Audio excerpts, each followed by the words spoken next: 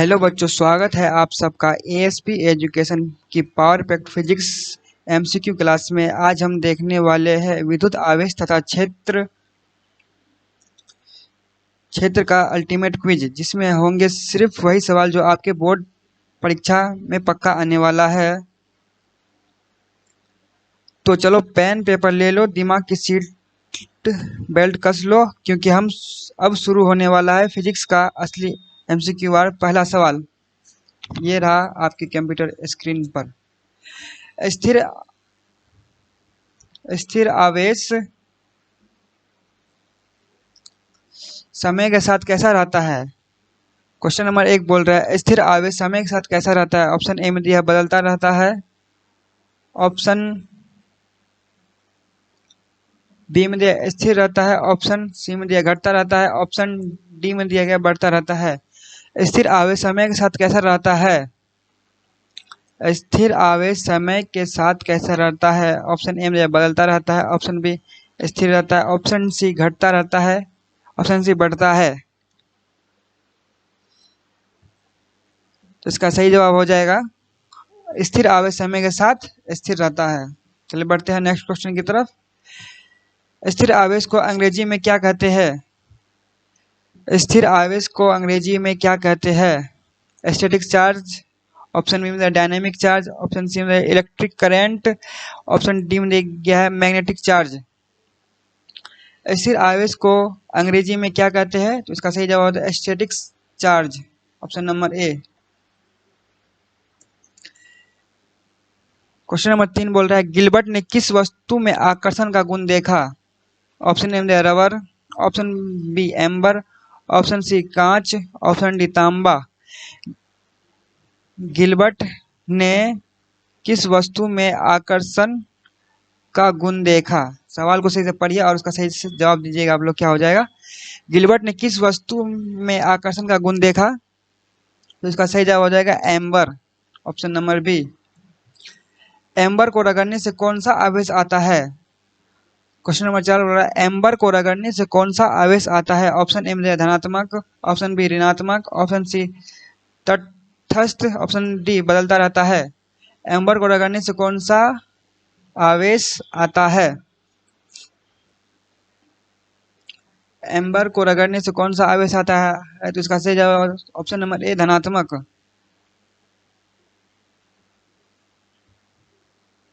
चलिए बढ़ते हैं नेक्स्ट क्वेश्चन की तरफ।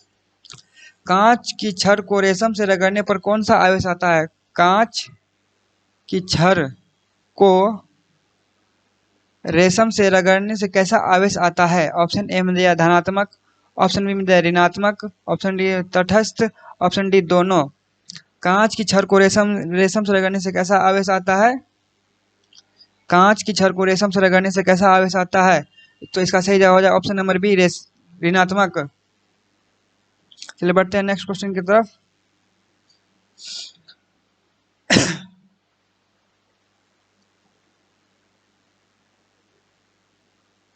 कांच की छड़ को रेशम से रगड़ने से कैसा आवेश आता है?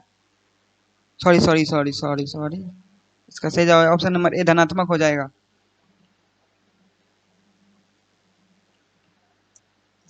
प्लास्टिक या रबर की छड़ को ऊन से रगड़ने पर कौन सा आवेश आता है?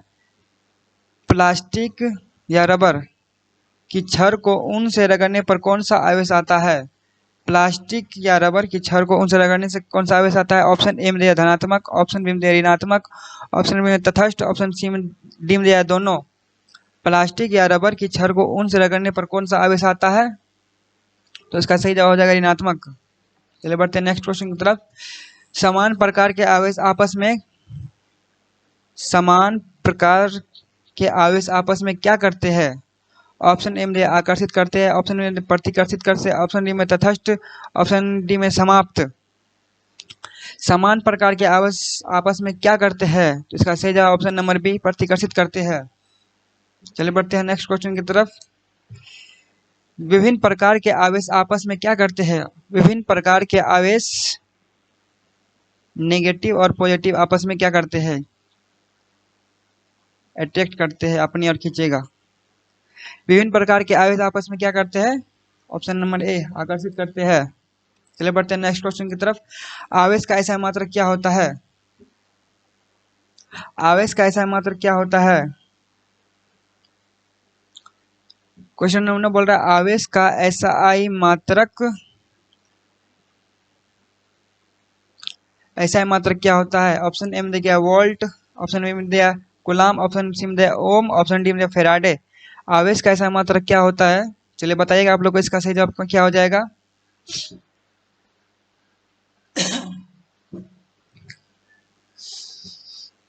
आवेश का ऐसा मात्रक कूलाम हो जाएगा। ऑप्शन नंबर 20 का सही जवाब हो जाएगा। चलिए बढ़ते हैं नेक्स्ट क्वेश्चन की तरफ। एक कूलाम में कितने इलेक्ट्रॉन होते हैं? एक कूलाम बराबर कितने इलेक्ट्रॉन? ऑप्शन ए में दिया 10, 6 गुना 10 के पावर 18 इलेक्ट्रॉन, इलेक्ट्रॉन देना भूल गया।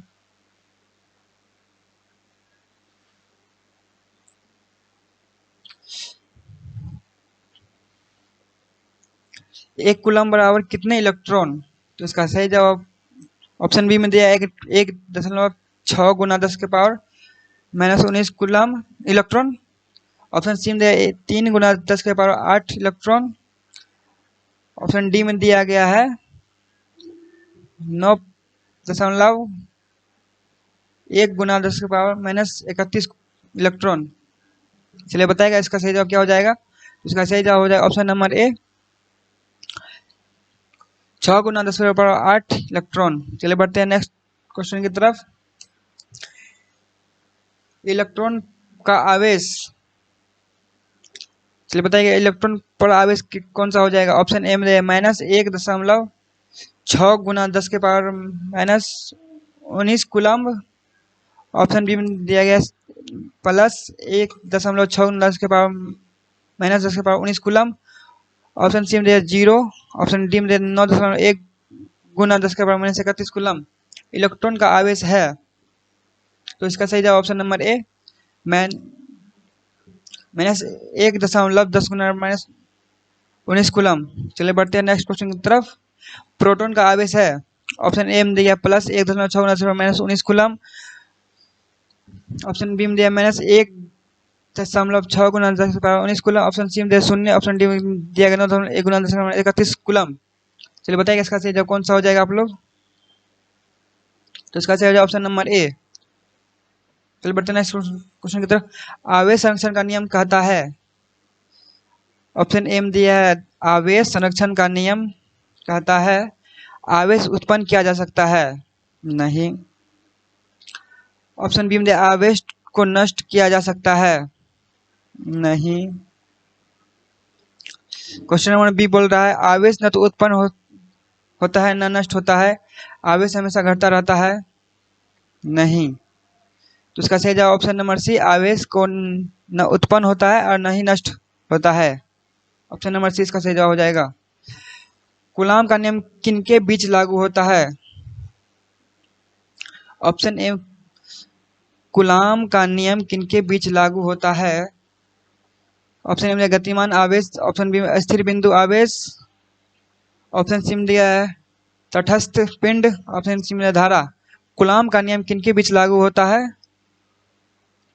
इसका सही जवाब है स्थिर बिंदु आवेश। चलिए बढ़ते हैं नेक्स्ट क्वेश्चन की तरफ। कूलाम के नियम में बल की एसआई इकाई क्या है। कूलाम के नियम में बल की एसआई यूनिट। ऑप्शन ए में दिया न्यूटन, ऑप्शन बी में दिया कूलाम, ऑप्शन सी में दिया वोल्ट, ऑप्शन सी में दिया जूल। कूलाम के नियम में बल की एसआई इकाई, तो इसका सही जवाब option number A Newton. Coulomb के नियम के अनुसार बल आवेश के गुणनफल के क्या होती है। ऑप्शन ए में व्युत्क्रमानुपाती होती है, ऑप्शन में समानुपाती होती है, ऑप्शन सी में स्वतंत्र, ऑप्शन डी में शून्य। कूलाम के नियम के अनुसार बल आवेशों के गुणनफल के डैश होती है। बताइए इसका सही जवाब क्या हो जाएगा। ऑप्शन ए में व्युत्क्रमानुपाती होती है, ऑप्शन बी में समानुपाती होती है, ऑप्शन डी में स्वतंत्र होती है, ऑप्शन डी में शून्य रहती है। तो इसका सही जवाब हो जाएगा ऑप्शन नंबर बी समानुपाती। चलिए बढ़ते हैं नेक्स्ट क्वेश्चन की तरफ। बल दूरी अनुपाती है कूलाम नियम।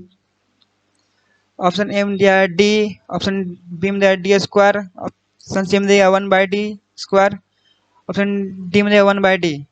चलिए बताइए ऑप्शन क्या हो जाएगा। बल दूरी के अनुपाती है, समानुपाती या अनुपाती, तो इसका सही जवाब हो जाएगा ऑप्शन नंबर सी 1/d²। चलिए बढ़ते हैं नेक्स्ट क्वेश्चन की तरफ। निर्वात में के का मान, निर्वात में के का मान बताइए क्या हो जाएगा। ऑप्शन ए में दिया 8.99 गुना 10⁻9 न्यूटन मीटर स्क्वायर प्रति कूलम स्क्वायर। ऑप्शन बी में दिया 9.8 मीटर प्रति सेकंड स्क्वायर। ऑप्शन सी में दिया गया है 3 गुना 10⁻8 मीटर प्रति सेकंड। ऑप्शन डी में दिया 6.67 गुना 10⁻⁻11 न्यूटन मीटर स्क्वायर प्रति किलो स्क्वायर। चलिए बताइए इसका सही जवाब क्या हो जाएगा आप लोग। तो इसका सही जवाब हो जाएगा ऑप्शन नंबर ए 8.99 गुना 10⁻9 न्यूटन मीटर स्क्वायर प्रति कूलम स्क्वायर।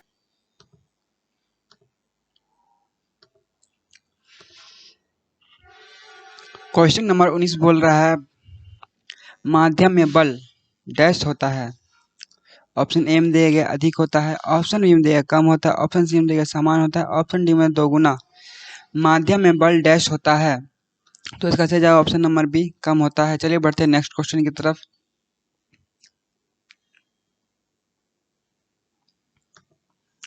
इरेज कर लेते हैं एक बार। माध्यम के बल का सूत्र होता है, तो इसका सही जवाब ऑप्शन नंबर ए F बराबर K q1q2/ε r²। चलिए बढ़ते हैं नेक्स्ट क्वेश्चन की तरफ। चालक में अतिरिक्त आवेश कहाँ जमा होता है, चालक में अतिरिक्त आवेश कहाँ जमा होता है, तो इसका सही जवाब हो जाएगा ऑप्शन नंबर ए सतह पर। चलिए बढ़ते हैं नेक्स्ट क्वेश्चन की तरफ। ग्राउंडिंग का क्या अर्थ है। ऑप्शन ए में दिया आवेश उत्पन्न करना, ऑप्शन बी में दिया आवेश को पृथ्वी में प्रवाहित करना, ऑप्शन सी में दिया आवेश को बढ़ाना, ऑप्शन डी में दिया आवेश को मापना। ग्राउंडिंग का अर्थ है, तो इसका जवाब ऑप्शन नंबर बी आवेश को पृथ्वी में प्रवाहित करना। चलिए बढ़ते हैं नेक्स्ट क्वेश्चन की तरफ। चालक को ग्राउंड करने पर अतिरिक्त आवेश डैश, चालक को ग्राउंड करने पर अतिरिक्त आवेश ऑप्शन ए में नष्ट हो जाता है, ऑप्शन बी में पृथ्वी में चला जाता है, ऑप्शन में बढ़ जाता है, ऑप्शन सी केंद्र में जमा हो जाता है। चालक को ग्राउंड करने पर अतिरिक्त आवेश पृथ्वी में चला जाता है, इसका सही जवाब option number B. Question number 24 बोल रहा है विद्युतीय क्षेत्र रेखा कहाँ इससे कहाँ जाती है। विद्युतीय क्षेत्र रेखा कहाँ से कहाँ जाती है, ये गया प्लस, ये हो गया माइनस। विद्युतीय क्षेत्र रेखा कहाँ से कहाँ तक जाती है। ऑप्शन ए में ऋणात्मक से धनात्मक, ऑप्शन बी में धनात्मक से ऋणात्मक, ऑप्शन सी में दिया गया बंद, ऑप्शन डी में गोलाकार। विद्युतीय क्षेत्र रेखाएं धनात्मक से लेकर ऋणात्मक तक जाती है, ऐसे जल्दी फॉलो करती है ऐसे।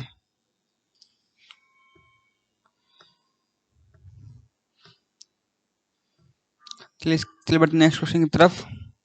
समान विद्युतीय क्षेत्र में क्षेत्र रेखाएं ऑप्शन ए सीधी और समांतर, ऑप्शन बी मुड़ी हुई, ऑप्शन बी बंद, ऑप्शन डी अनियमित। समान विद्युत क्षेत्र में क्षेत्र रेखाएं सीधी कैसी होती है। ऑप्शन ए में सीधी और समांतर, ऑप्शन बी में मुड़ी हुई, ऑप्शन सी में बंद, इसका ऑप्शन डी में होगी अनियमित। इसका सही जवाब हो जाएगा ऑप्शन नंबर ए सीधी और अनियमित, सीधी और समांतर।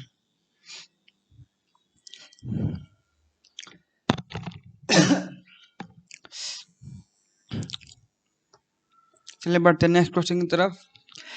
विद्युतीय क्षेत्र की एसआई इकाई क्या है। विद्युतीय क्षेत्र की एसआई इकाई क्या है, यूनिट, एसआई यूनिट। विद्युत क्षेत्र की ऐसा यूनिट क्या है? ऑप्शन ए में दिया न्यूटन प्रति कूलम, ऑप्शन में दिया है कूलम प्रति न्यूटन, ऑप्शन बी में दिया है वोल्ट प्रति एम्पियर, ऑप्शन सी में दिया है जूल प्रति कूलम। चलिए बढ़ते, बताइए इसका सही जवाब कौन सा हो जाएगा? विद्युत क्षेत्र की ऐसा इकाई क्या है? इसका सही जवाब ऑप्शन नंबर ए न्यूटन प्रति कूलम। चलिए बढ़ते हैं नेक्स्ट क्वेश्चन की तरफ।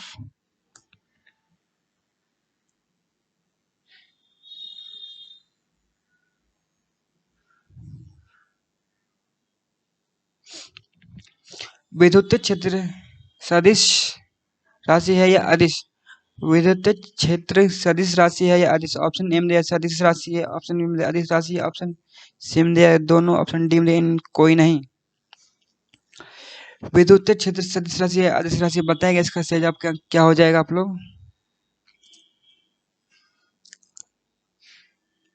तो इसका सही जवाब ऑप्शन नंबर ए सदिश राशि। चलिए बढ़ते हैं नेक्स्ट क्वेश्चन की तरफ। यदि किसी बिंदु पर धनात्मक परीक्षण आवेश रखा जाए तो क्षेत्र रेखा किस ओर बहेगी? यदि किसी बिंदु पर धनात्मक परीक्षण आवेश रखा जाए तो किस ओर बहेगी और किस ओर होगी? ऑप्शन ए में बाहर की ओर, ऑप्शन में भीतर की ओर, ऑप्शन सी में बंद वक्र, ऑप्शन डी तटस्थ। यदि किसी बिंदु पर धनात्मक परीक्षण आवेश रखा जाए तो क्षेत्र रेखा किस ओर होगी? यदि चलिए बताएगा इसका सही जवाब क्या हो जाएगा? ए बी सी डी,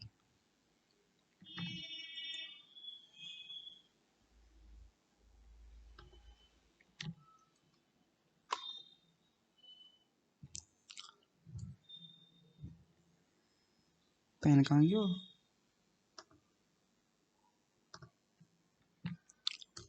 इसका सही जवाब ऑप्शन नंबर ए बाहर की ओर। चलिए बढ़ते हैं नेक्स्ट क्वेश्चन की तरफ। यदि किसी बिंदु पर ऋणात्मक परीक्षण आवेश रखा जाए तो क्षेत्र रेखा किस ओर होगी? ऑप्शन ए में भीतर की ओर, ऑप्शन बी में बाहर की ओर, ऑप्शन सी में वृत्ताकार, ऑप्शन डी में तटस्थ। इसका सही जवाब ऑप्शन नंबर बी भीतर की ओर। चलिए बढ़ते हैं नेक्स्ट क्वेश्चन की तरफ। विद्युत क्षेत्र का सूत्र E बराबर F बाई क्यू किस पर आधारित होता है? ऑप्शन ए में कूलॉम का नियम, ऑप्शन बी ओम का नियम, ऑप्शन सी फैराडे का नियम, ऑप्शन डी किरचॉफ का नियम। विद्युत क्षेत्र का सूत्र E बराबर F बाई क्यू किस पर आधारित है?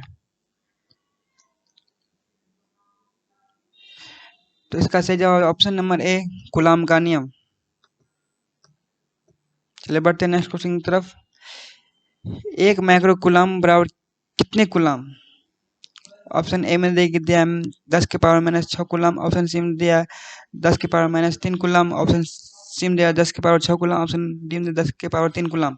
एक माइक्रो कूलम कितने कूलम के बराबर होता है? तो इसका सही जवाब हो जाएगा ऑप्शन नंबर ए 10 के पावर माइनस 6। चलिए बढ़ते हैं नेक्स्ट क्वेश्चन की तरफ। एक एमसी बराबर कितने कूलम? एक एमसी बराबर कितने कूलम?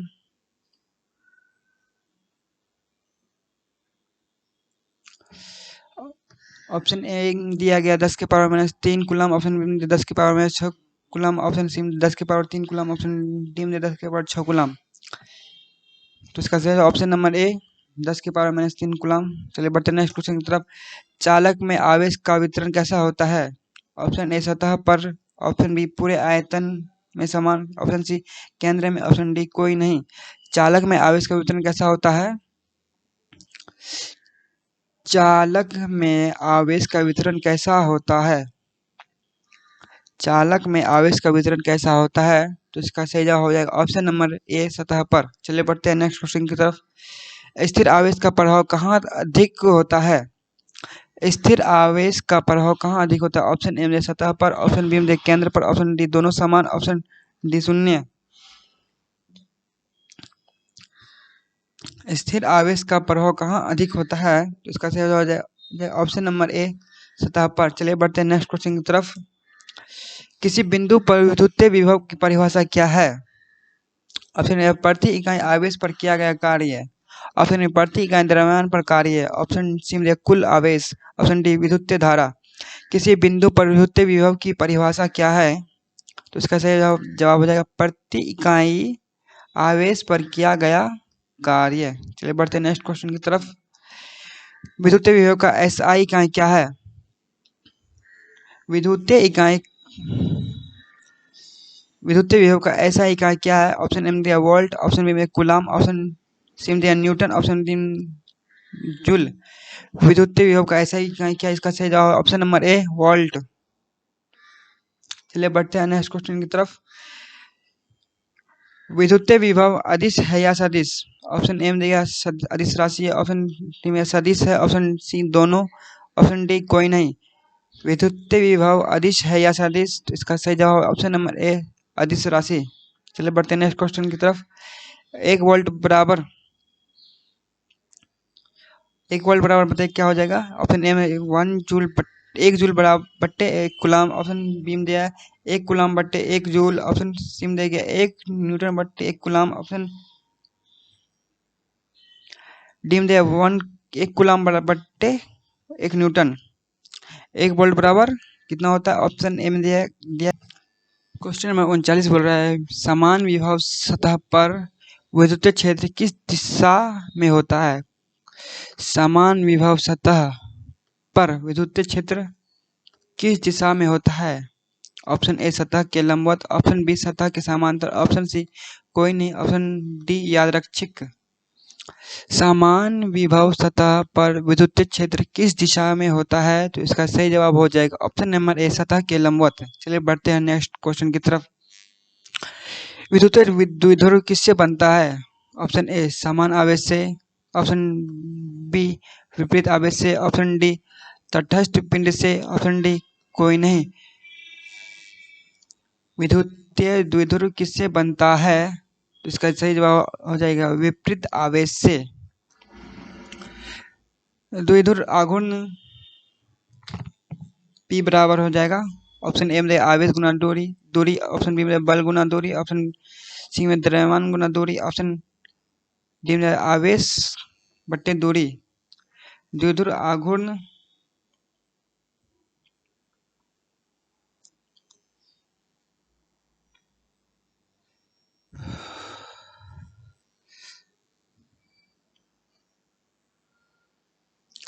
ऑप्शन ए में आवेश गुना दूरी बताएगा। इसका सही जवाब क्या हो जाएगा? आप लोग जल्दी से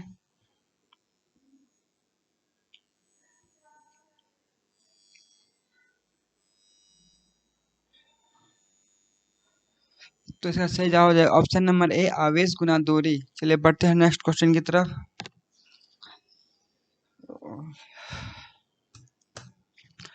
विद्युत फ्लक्स की इकाई ऐसा इकाई क्या है? ऑप्शन ए में न्यूटन मीटर स्क्वायर प्रति कूलम, ऑप्शन बी में कूलम मीटर प्रति न्यूटन, ऑप्शन देगा वोल्ट प्रति मीटर स्क्वायर, ऑप्शन में जूल प्रति कूलम। चलिए बताएगा इसका सही जवाब क्या हो जाएगा? तो इसका सही जवाब option number A Newton metre square प्रति कूलम। चलिए बढ़ते हैं नेक्स्ट क्वेश्चन की तरफ। गॉस का नियम किस पर आधारित है? ऑप्शन ए में विद्युत फ्लक्स, ऑप्शन में विद्युत धारा, ऑप्शन सी चुंबकीय क्षेत्र, ऑप्शन डी विभवांतर। गॉस का नियम किस पर आधारित है? ऑप्शन ए गॉस का नियम किस पर आधारित है? इसका सही जवाब हो जाएगा ऑप्शन नंबर ए विद्युत फ्लक्स। चलिए बढ़ते हैं नेक्स्ट क्वेश्चन की तरफ। गॉस के नियम के अनुसार बंद सतह से गुजरने वाला कुल फ्लक्स ऑप्शन ए में क्यू बट्टे एप्सिलॉन नॉट, ऑप्शन बी में एप्सिलॉन नॉट बट्टे क्यू, ऑप्शन सी में दिया क्यू एन गुना एप्सिलॉन नॉट, ऑप्शन डी में दिया 0। गॉस के नियम के अनुसार बंद सतह से गुजरने वाला कुल फ्लक्स हो जाएगा इसका नंबर ऑप्शन नंबर ए क्यू बट्टे एप्सिलॉन नॉट। चलिए बढ़ते हैं नेक्स्ट क्वेश्चन की तरफ। एप्सिलॉन नॉट का मान बताएगा क्या हो जाएगा? एप्सिलॉन नॉट का मान क्या हो जाएगा? ऑप्शन ए में दिया गया 8.85 गुना 10 के पावर -12 कूलम स्क्वायर प्रति न्यूटन मीटर स्क्वायर, ऑप्शन में दिया 9 गुना 10 के पावर 9, ऑप्शन बी में दिया 6.67 गुना 10 के पावर -11, ऑप्शन डी में दिया 3 गुना 10 के पावर 8। तो इसका सही जवाब है ऑप्शन नंबर ए 8 0.85 गुना 10⁻⁻12 कूलम स्क्वायर प्रति न्यूटन मीटर स्क्वायर। चलिए बढ़ते हैं नेक्स्ट क्वेश्चन की तरफ। निर्वात में के और एप्सिलॉन नॉट का संबंध। ऑप्शन ए में देगा के बराबर 1/4 pi epsilon naught. Option B में देगा के बराबर 4 pi epsilon naught. Option C में दिया एप्सिलॉन नॉट बट्टे 4 पाई। ऑप्शन डी में दिया एप्सिलॉन नॉट गुना 4 पाई। निर्वात में के और एप्सिलॉन का संबंध क्या हो जाएगा? इसका सही जवाब ऑप्शन नंबर ए के बराबर 1/4 पाई एप्सिलॉन नॉट। चलिए बढ़ते हैं नेक्स्ट क्वेश्चन की तरफ। बिंदु आवेश के कारण विद्युत क्षेत्र ई बराबर K Q by R square. B में दिया गया है ई बराबर K by Q by K R square. C में दिया गया है के क्यू बाय आर। डी में दिया गया है क्यू स्क्वायर बटे के आर स्क्वायर। चलिए बताइए इसका सही जवाब क्या हो जाएगा?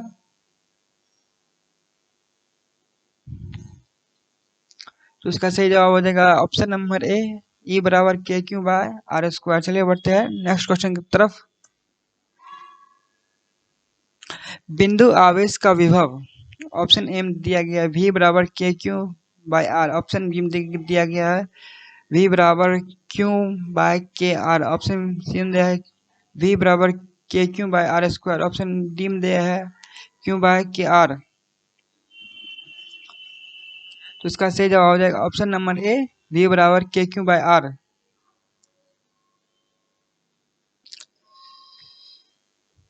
क्वेश्चन नंबर 39 बोल रहा है चालक के भीतर स्थिर अवस्था में विद्युत क्षेत्र। ऑप्शन ए में दिया 0। ऑप्शन बी में दिया अधिकतम। ऑप्शन डी में दिया गया अनंत। ऑप्शन डी में दिया कोई भी। चालक के भीतर स्थिर अवस्था में विद्युत क्षेत्र हमेशा 0 होता है। चलिए बढ़ते हैं नेक्स्ट क्वेश्चन की तरफ। चालक के भीतर विद्युत विभव बराबर हो जाएगा समान। ऑप्शन बी में दिया बदलता है। ऑप्शन सी में दिया 0। ऑप्शन डी में दिया 2 गुना।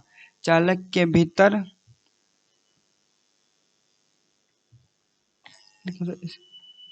तो इसका सही जवाब हो जाएगा ऑप्शन नंबर ए समान। चलिए बढ़ते हैं।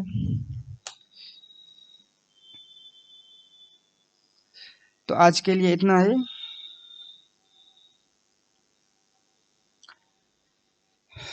तो बच्चों आज की हमारी एमसीक्यू क्लास यही ख़त्म होती है। उम्मीद है आप सभी ने नोट्स बना होंगे और अपनी गलती और सवालों को दोबारा ज़रूर देखे होंगे। अगर आज के सेशन में मज़ा आया हो तो वीडियो को लाइक करो, अपने दोस्तों के साथ शेयर करो और चैनल को सब्सक्राइब करके बेल आइकन दबा लो ताकि अगली धमाकेदार फिजिक्स क्लास